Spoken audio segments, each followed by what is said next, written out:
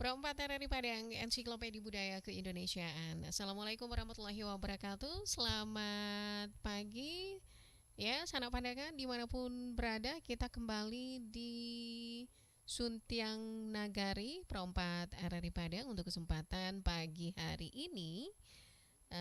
Dan seperti biasa, kita juga bergabung bersama narasumber kita yang tentunya dari Bundo Kanduang ya, Bundo Kanduang Sumatera Barat. Dan yang satu ini dari Bundo Kanduang dari Medan yang pastinya masih di bawah kepemimpinan Bundo Kanduang Sumatera Barat. Kita sapa terlebih dulu. Oke, sepertinya sudah ya. Kita akan coba kembali untuk menggabungkan diri bersama Bundo Kanduang kita yang ada di Medan pagi hari ini. Kita akan ke yang satu ini dulu. Sana pandangan tetap bersama Perempat RRI Padang.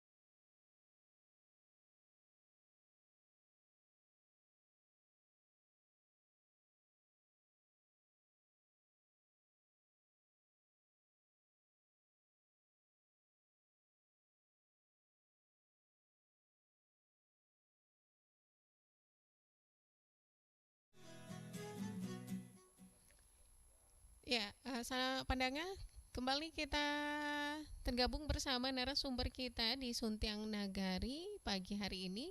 Ada Bundo Haja Herlina Kandar Rajo Mansur yang merupakan Ketua Bundo Kanduang dari Medan. Halo, Assalamualaikum Bundo Herlina. Assalamualaikum warahmatullahi wabarakatuh. Iya, Bundo Ana, gimana kabar? Alhamdulillah sehat. Bundo Herlina Uh, gimana kabarnya di sana? al- Sehat pagi hari ini? Alhamdulillah sehat pagi hari ini. Cuman aja Mhm. cuaca ini Iya. hujan. Oh, hujan di Medan ya pagi ini ya, Iya Bundo hujan, ya? iya pagi ini Sudah hujan. berapa lama hujan di sana, Bundo? Udah berapa hari ini hujan ya? Ada satu Oke. hari semalam ada terang. Ini udah hujan Mm-mm. terus lagi nih Bundo Ana. Oh, hujan terus lagi. Oke, tapi yang Ya, pasti Bundo di sana sehat dan juga keluarga di situ alhamdulillah sehat sehat-sehat. ya. Nah, berkat Oke. doa bundo-bundo dari Sumatera Barat, ya, Amin. alhamdulillah kita sehat walafiat. Amin. Oke, Bunda, pagi ini kita akan membahas tentang pemeliharaan harta pusako di Minangkabau. Tapi sebelumnya saya Iya. ingin tahu dulu nih seperti apa sih kiprah dari organisasi Bundo Kanduang kita yang ada di Medan ya.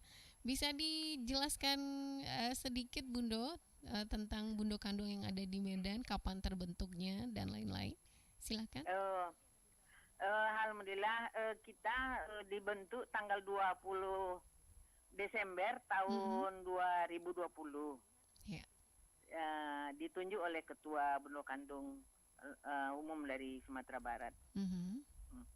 Terus kita kena ada COVID-19 agak terlambat ya mensosialisasikan, mengembangkan di Sumatera Utara. Mhm. Namun tetap berjalan walaupun pelan. Ya. Sekarang kita, sebelumnya saya perkenalkan dulu. Boleh, boleh, boleh. Saya Silakan Bunda. Aja Herlina Kandaraja Mansur, Mhm. tinggal di Medan, Jalan Gatot Subroto, nomor 18, persis di depan Kodam. Ya. Uh, Tampung, Solo, Mhm. Lubuk Selasih, suku Melayu. Mhm. Uh, tinggal di Medan sudah dari gadis, menikah di Medan. Udah lama meninggalkan Ranah. Oke, udah dari gadis di sana ya Bunda ya. Iya, iya. Berarti dapat orang Medan Bunda. Enggak, orang Padang yang ada di Medan. Oh gitu, tetap orang Padang. Tetap orang Padang yang Alhamdulillah. ada di Medan. Oke. Kebetulan suami Bukit Tinggi, Sungai Taleh. Bukit Tinggi. Suku Tanjung. Sukunya Tanjung sih. Nah, Iya, Bundo. Jadi kira-kira perkembangan yang baru seumur jagung ya. Kira-kira iya, seperti masih apa Bundo di sana untuk organisasi kita Bundo Kandung? udah ini Bu Doana, Mm-mm. udah ada melantik beberapa kabupaten kota Mm-mm. seperti Kota Medan, Oke. Binjai, Tanjung Balai, Mm-mm. Simalungun, Ya. Pematang Siantar, Dairi. Itu sudah banyak juga ya Bundo. Itu Itulah. kira-kira ada berapa banyak untuk anggotanya Bundo dari keseluruhan yang ada di Medan? Kalau Bundo Kandung Sumatera Utara ada anggotanya lebih kurang 200 orang. 200 orang. Wah, Iya. keren. Kalau kabupaten kota mereka masing-masing yang ini belum ada laporan ke kita, tapi kayaknya baru mulai berkembang lah gitu. Oke. Tapi yang pasti anggota Bundo Kandung di sana pasti antusias ya Bundo dengan organisasi tersebut. Pelan-pelan. Ya, namun ada juga kendala riak-riak kecil yang menghalang-halangin gitu. Karena dia salah mengerti aja sih gitu. Betul. Tapi yang pasti bisa ini terselesaikan dengan baik ya Bundo ya. Bisa. Alhamdulillah. Kira-kira sudah ada terobosan nggak nih Bundo tentang tugas atau kiprah di Bundo Kandung yang ada di Sumatera Utara? Alhamdulillah sudah ada Bundona. Kita Bundo Kandung Sumatera Utara melalui bersama kerjasama Bundo Kandung Simalungun sudah mendudukkan wakil bupati pemimpinan di daerah mayoritas itu Batak. Kira-kira kita hanya 20% di sana ya. 20% Muslim ya, tidak Minang semua. Tapi alhamdulillah kita bisa memenangkan beliau sebagai wakil bupati di Simalungun. Orang Minang ya, wakil bupatinya ya. Orang Minang. Nggak ada di mana-mana, baru terjadi di Simalungun. Wow, keren banget Bundo, baru seumur jagung tapi terobosannya udah Alhamdulillah mantap nih Bundo. Karena itu tadi kita buka filosofi adat kita. Barek sama dipikul, ringan sama dijinjang. Sayo sakato, sadancang mbak basi, sacio mbak ayam. Jadi dengan persatuan kita itu bisa menerobos ini, bisa memenangkan. Gubernur juga acungkan jempol melihat tugas-tugas Bundo Kandung yang ada di Sumatera. Memang kalau falsafah gotong royongnya orang Minang itu keren banget. Ya, nggak perlu diragukan lagi ya Bundo ya. Tapi yang pasti mudah-mudahan wakil bupati tersebut yang mana orang Minang sendiri ya, ini bisa menyerap aspirasi orang Minang juga yang ada di rantau ya Bundo ya. Mudah-mudahan dengan dibentuknya BM3 Minang dan Bundo Kandung Sumatera Utara kita bentuk Kabupaten Kota Simalungun sudah berjalan dengan lancar, dan beliau juga memperhatikan orang-orang Minang yang ada di ranah gitu. Alhamdulillah. Beliau kampungnya Payakumbuh, nama Sony Waldi SEMSI. Gelar beliau. Oke, mantap. Oke Bundo, kita ke topik kita pagi hari ini Bundo tentang pemeliharaan harta pusaka di Minangkabau.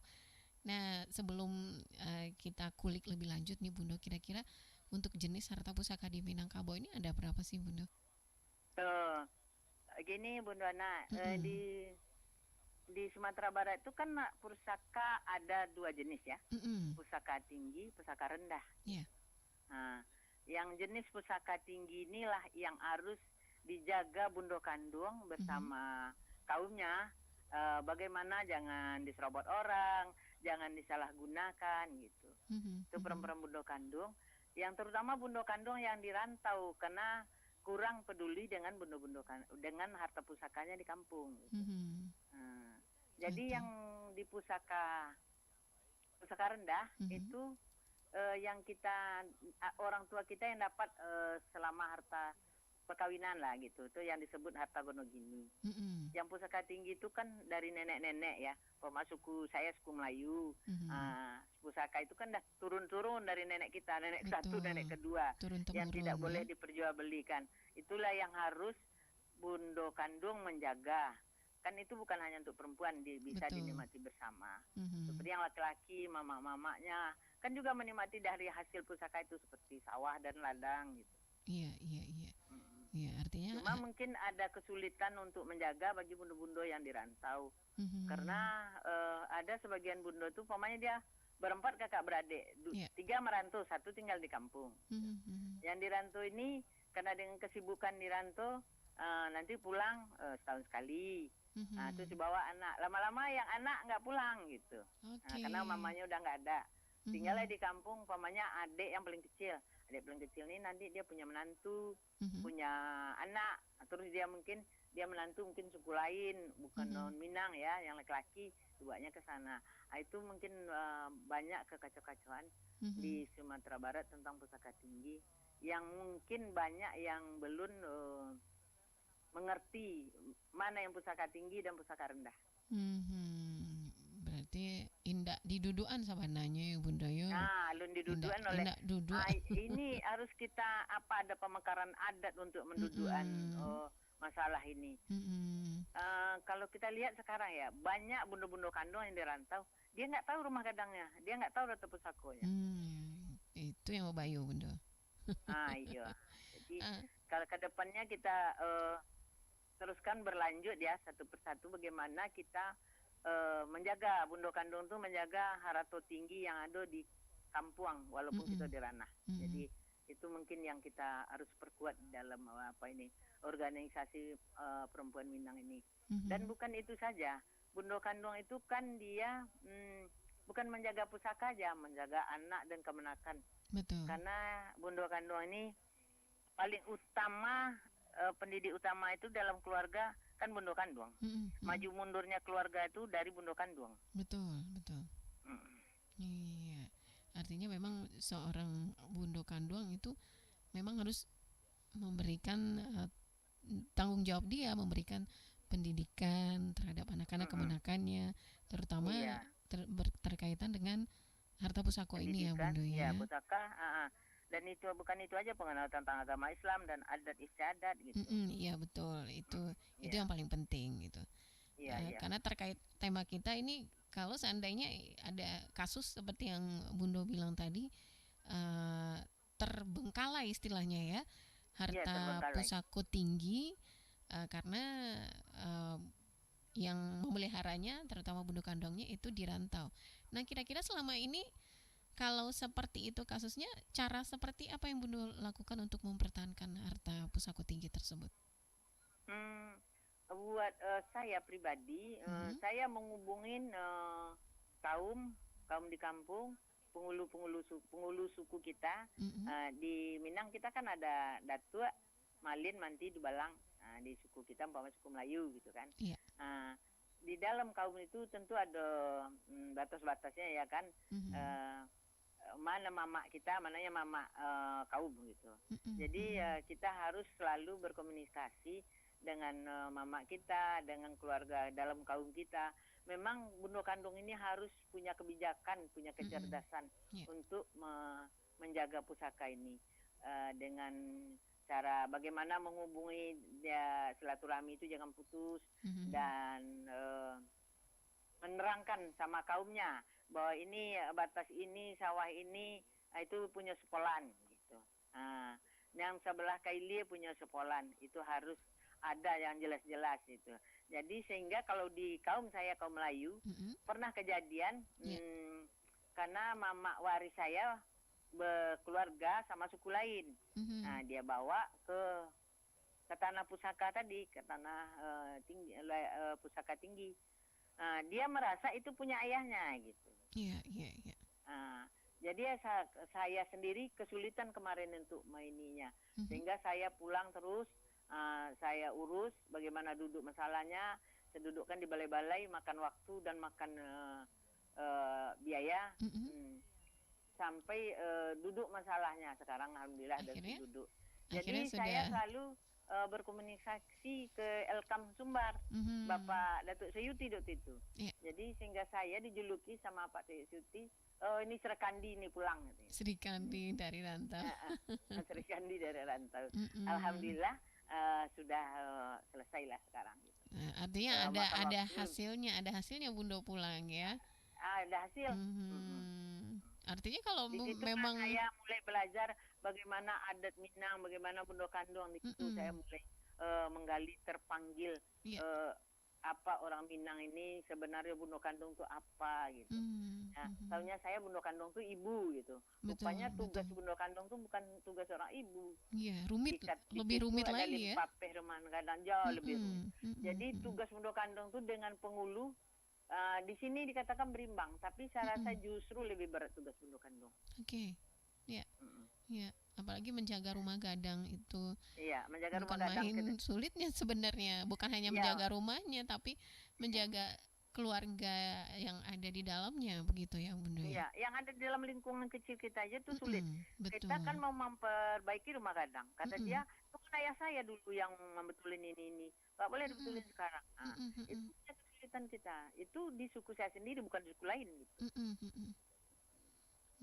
Jadi banyaklah kedepannya itu yang harus kita bikin kerjasama dengan ketua ya Bundo Kandung kita yang ada Sumatera Barat dengan ketua-ketua Elkam kita, bagaimana mendudukan masalah harta pusaka tinggi dengan Bundo anak kemenakannya yang dirantau. Hak-hak anak kemenakan dirantau itu harus diperjelas oleh penghulu-penghulunya, penghulu sukunya.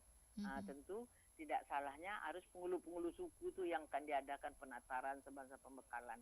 Wajib bisa dia mengatasi anak kemenakannya.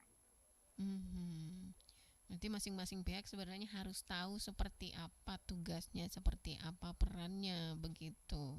Iya. Ya, kadang hanya dia meminta hak dia. Saja, kewajibannya enggak.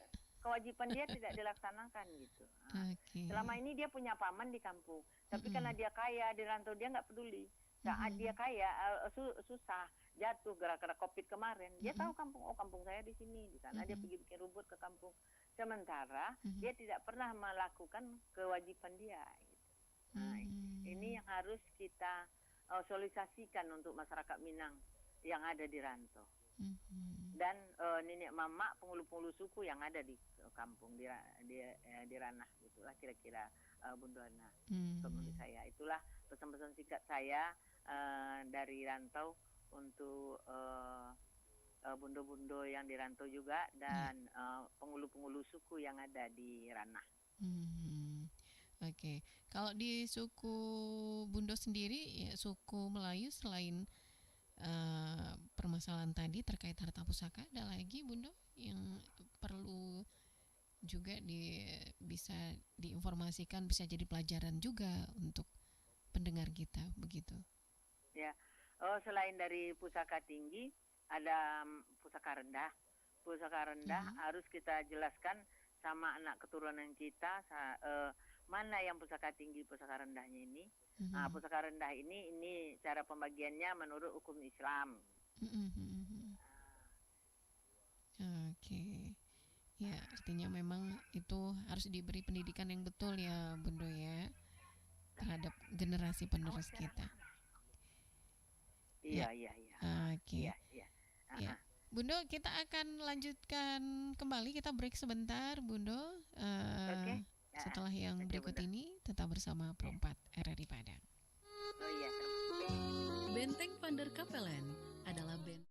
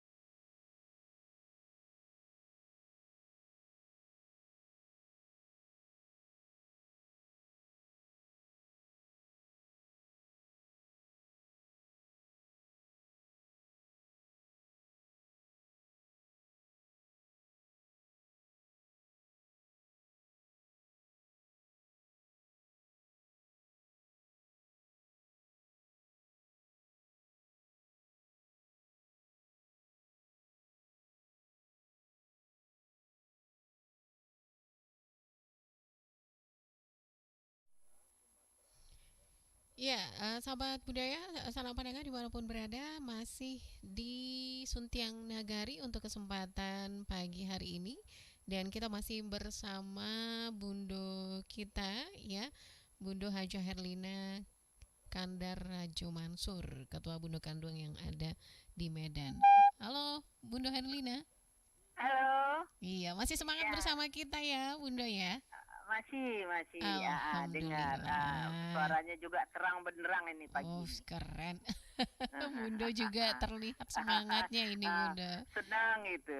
Iya, alhamdulillah. Yang pasti kita juga memang harus tahu kabar atau informasi dusana-dusana kita yang ada di rantau seperti apa, termasuk Bundo Kanduang ini ya, Bundo ya. Iya, terima kasih Bunda Ana. Iya. Sudah menyilau kami yang di rantau kok. Baik tuh di rantau. Wajib tuh Bunda. Iya. Oke, Bunda, sebelum kita ke Harta Pusako lagi nih Bunda, untuk perkembangan organisasi yang ada, organisasi Bundo Kando yang ada di Medan, kira-kira walaupun masih seumur jagung ya Bundo, kira-kira sudah ada kerjasama dengan pemerintah di sana Bundo? Sudah. Oh sudah. Seperti apa? Sudah. Kita udah didaftarin ke Kesbanglim ya. Kita udah undang. Bahkan kita ulang tahun di rumah dinas gubernur, ada situ aula. Kita disediain tempat dan snack sekalian. Gitu. Oke. Bapak gubernurnya sangat memperhatikan bundo-bundo Kanduang yang ada Sumatera Utara ini. Tapi baru ini aja Bundo, dulunya belum gitu. Jadi boleh diceritakan sedikit boleh. Tambahan kegiatan Bundo Kanduang. Silakan Bundo, Kemarin itu ada organisasi Minang BF3 namanya, Badan Musyawarah Masyarakat Minang. Itu sudah lama berada di Sumatera Utara. Jadi kemarin mengadakan acara sepakan di Ranah Minang, dipanggillah semua kabupaten kota, masyarakat Minang yang ada di Sumatera Utara, baik di pemerintahan atau yang di pedagang, seluruhnya lah masyarakat Minang, kita berkumpul di sana. Terus di hari pertama kita buka di rumah gubernur gitu, di rumah dinas gubernur. Terus saya buat makan berjamba di situ Bundo. Apa tuh makan berjamba gitu? Dan kebetulan sukses kita membuat makan berjamba itu. Pasti Pak Gubernur sangat menarik perhatian hadir. Ya. Pak Gubernur Sumatera Barat hadir, Pak Mahyildi ya. Acara itu di Sepakat Minang.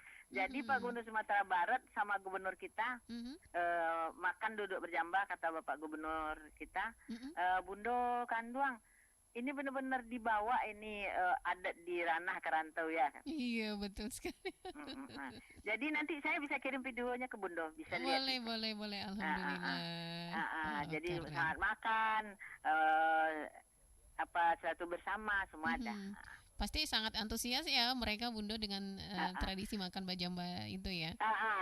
Dengan itulah kita bisa di gubernuran, kita berulang tahun di sana, Bundo Kanduang walaupun seumur jagung itu ya kan.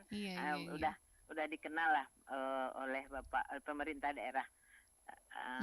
Mudah-mudahan kedepannya lebih dapat perhatian lagi ya Bundo ya. Mudah-mudahan amin. Semoga begitu yang kita harapkan gitu. Nah, yang menarik saya juga Bundo untuk makanan kita. Nah, gimana nih orang Medan menanggapi makanan kita Bundo? Antusias nggak mereka Bundo? Sangat antusias. Istri gubernur itu kan asli orang Medan ya. Sampai dia foto, divideokan gitu. Ya, yang pasti antusias sekali ya Bunda ya. Keren. Kita buat seperti Padang makan berjambanya, pakai tuduang, disutui, pakai dulang gitu. Persis ya seperti tradisi kita ya. Persis. Luar biasa, keren banget Bunda Kanduang. Alhamdulillah kita pelajarin dikit-dikit gitu. Bunda, kita kembali ke tema kita tentang pemeliharaan harta pusaka di Minangkabau. Nah, ini harta pusaka di Minangkabau ini Bunda khusus yang harta pusaka tinggi. Kira-kira ini boleh diperjualbelikan nggak sih sebenarnya Bundo? Karena banyak juga ada kasusnya seperti itu Bundo. Oh ini pusaka tinggi itu tidak boleh diperjualbelikan, tidak dimakan jual, Tidak, sebenarnya untuk digade boleh. Kalau gade itu dengan 4 persyaratan itu kalau untuk digade gitu kan itu. Pusaka tinggi tidak dimakan jual terkecuali digade. Digade itu keperluan diperuntukkan untuk apa? Kegunaannya apa? Ada peruntukannya ya. Ya. Nah, ini peruntukan harta pusaka tinggi ini untuk apa saja, Bunda? Di dalam kaum, itulah dia ya. Yang pertama, kalau ada adis gombang tak bersuami, belum dapat jodoh lah ya gitu. Kalau bahasa awak gak digombang lalu melaki lah gitu. Umur dah sekian, mau menikah tentu makan biaya. Dia keluarganya atau orang tuanya ada yang udah meninggal, ada yang berpisah masih mudanya, macam-macam lah gitu kan. Betul. Jadi itu boleh digade. Terus mayat terbujur tengah rumah.